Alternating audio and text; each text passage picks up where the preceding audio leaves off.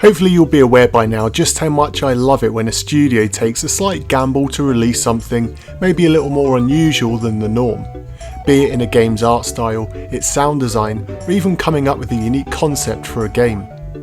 While Starshot Space Circus Fever was an attempt to cash in on the 3D platformer craze of the time, its art style is certainly one of the more unique offerings on the Nintendo 64. With a unique storyline, charming characters, and a look which rivals Ubisoft's European offerings, Starshot is a game which could have been one of the console's finest games. The introductory story is as bizarre as anything you've expected coming from those quirky Frenchmen.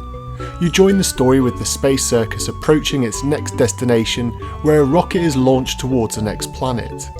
After a quick gag where you realise the rocket is actually a promotional tool, you then see it blasted to smithereens, and you learn that the rival Virtuous Circus has in fact beaten you to the planet. Seemingly missing out on a hot payday from your far superior rival circus, the ringmaster is then informed by the Intergalactic Bank that he has 10 days to repay his huge loan to them, or they will obliterate him and his ship. With just 10 days to save the circus and the ship, the ringmaster sends Starshot out into the galaxy to locate new attractions for the circus which can help them turn their fortunes around. Joined on his quest by other circus members, you must visit weird and wonderful planets, interact with local inhabitants, solve sneaky puzzles, and most importantly survive. If you've played most of the other N64 3D platformers, then nothing in terms of gameplay will stand out when playing Starshot.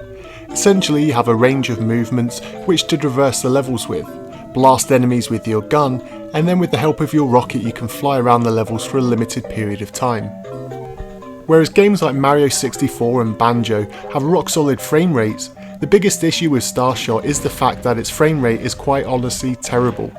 For a game of this nature you need a certain level of fluidity to make the game and your movements flow. Sadly, the frame rate jumps around more than your actual character does, and it's only in times of bland on-screen visuals that it gets anywhere near close to remaining locked down at a level that makes the game enjoyable to play.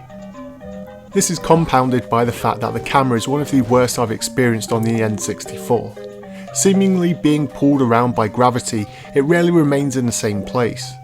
Sure, you can double tap to reposition it behind you, but the camera moves so wildly and often that you'll spend far too long trying to get the camera in position that allows you to actually get on with playing the game.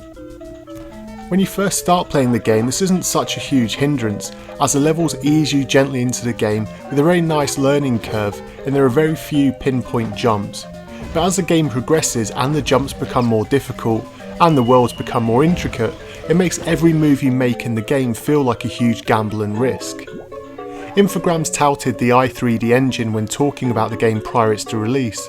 They said it could handle 50,000 polys and up to 10 characters on screen with no slowdown.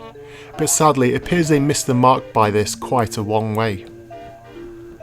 This is so frustrating because with these problems removed, the game is really interesting.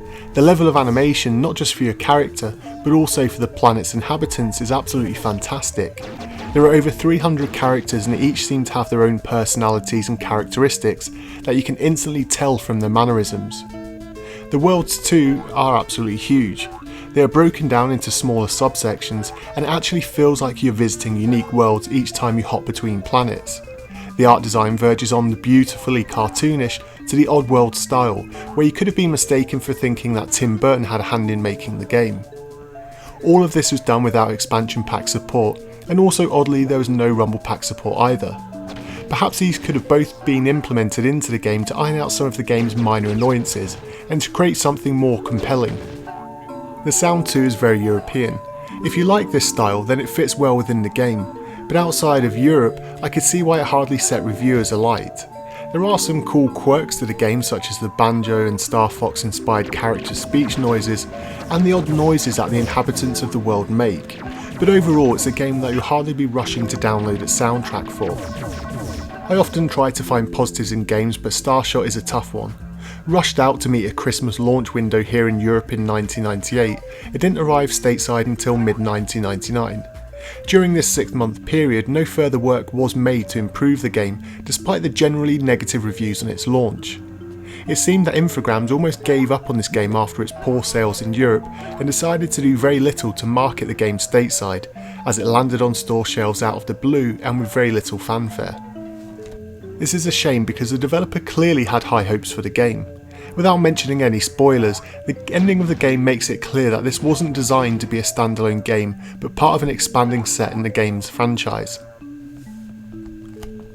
To this day, no other game was released in the series, and I highly doubt that there ever will be. If you want an N64 3D platformer, you perhaps have the best selection of every game console to choose from, so take my advice and stay away from this one. It can offer some fun if you're able to get past the camera, frame rate issues and the loose controls, but for most of us this really isn't one to go out of your way to track down. But I want to know how you remember Starshot. Were you eagerly looking forward to this game after its very early announcement as Space Circus? Or were you wondering how it would compare to the already epic platformers which were available on the console? Perhaps you took a punt on this one after the very cool box art caught your eye in a game store or a rental shop. Whatever your thoughts, let me know in the comments section down below, and until next time.